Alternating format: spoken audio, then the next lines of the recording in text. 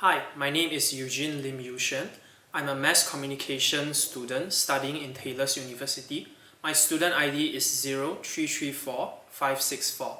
So this video is for a module called Crisis Management, and it's my assignment one and also my final piece. So in this video, I'll be talking about Facebook's PR crisis, specifically the Facebook Cambridge Analytica data scandal. Okay. So before going deep into the crisis, let us understand Facebook overall as an organization itself. Okay. So Facebook is an American online social media and social networking service company in California, founded by Mark Zuckerberg and his fellow friends in Harvard. So the social media platform was open to public since 2006, as long as the registered person is 13 years old and has a valid email address. And now, it's actually the biggest social media site around the world, and with more than 2 billion people actively using the app every month. So it's also considered one of the big 4 technology companies, along with Amazon, Apple, and Google. And since registering an account for Facebook is actually free, Facebook makes most of its revenue from advertisements that appear in their users' newsfeed.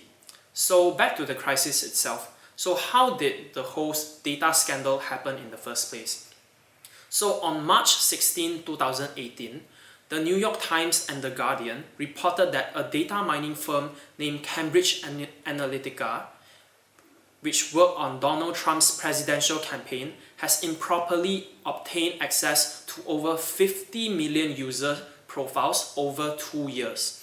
So it turned out that at first, a researcher from University of Cambridge named Alexander Kogan, he created an app called This Is Your Digital Life. And this app itself actually gained over 270,000 downloads. So when people downloaded it and gave user access, the app was able to gain information. However, afterwards, Kogan then passed along that information to this data mining and political strategy firm called Cambridge Analytica. And at that time, Facebook's system actually allowed developers like Kogan to obtain access to not only the users of the app, but their friends too. They can gain information as long as anyone just like, and then after that they can get all the information they need to target this specific person.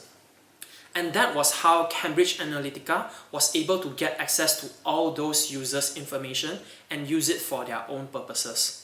So when the news made it to the public, senators asked Mark Zuckerberg to testify. The Federal Trade Commission started to investigate, and a lot of British authorities also involved in this investigation too. And Facebook's stock price has been constantly declining. So how did Facebook handle this crisis?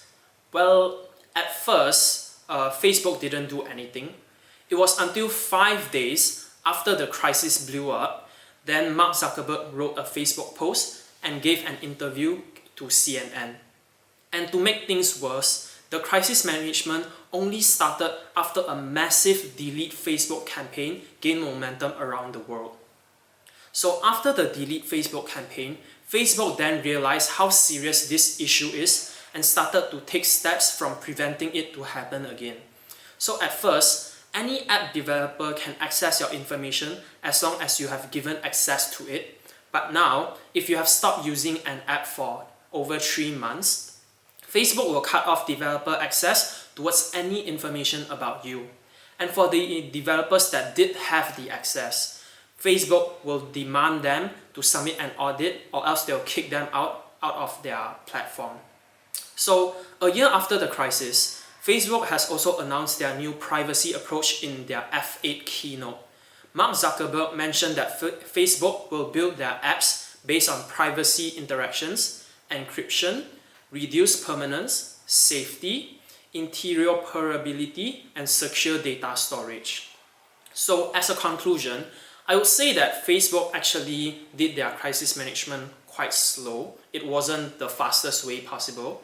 They should have addressed the issue faster and earlier, because a crisis should be addressed within 24 hours. While a company may not be able to understand all the detailed information, they should at least release an initial statement and express the main points of acknowledging the situation, a sense of urgency in resolving the issue, and an empathy to demonstrate humanity in the organization.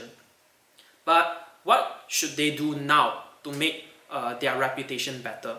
Well, I have around 3 simple steps that could benefit them. So the first thing is they can put a notification and notify their users whenever they put in a new security feature or a new security update. So it can be as simple as whenever a user updated their app, right? They can pop up a small appreciation message and tell them, hey, thanks for updating. Your Facebook experience has never been more safer and more secure. The second way is writing more blog posts and giving more announcement in terms of privacy. So, for example, Mark Zuckerberg actually wrote this 3,200 word long blog post about how he's concerned about privacy on Facebook. And this blog post itself actually gained a lot of media coverage. So if Facebook does more about this, they can gain more media coverage and reach it more towards their audience too. And lastly, they should also constantly remind their user on how they value privacy now and in the future too. So for example, Apple constantly reminds their user and their competitors that they are more safer compared to Android by using different creative advertisements. So Facebook can do the same way too, to constantly remind and make them remember that now Facebook has valued privacy even more. So even though Facebook didn't do their crisis management in the fastest way possible, they were a bit slow, but I believe that they are doing a lot of work to improve their app and user experience behind the scene. However, if Facebook wants to gain back their users' trust, Facebook should publicize even more about how Facebook is changing their direction towards a platform that wants to protect their users' privacy. So that's all for my explanation for the Facebook Cambridge Analytica data scandal. Hope you would like it. Thanks for listening.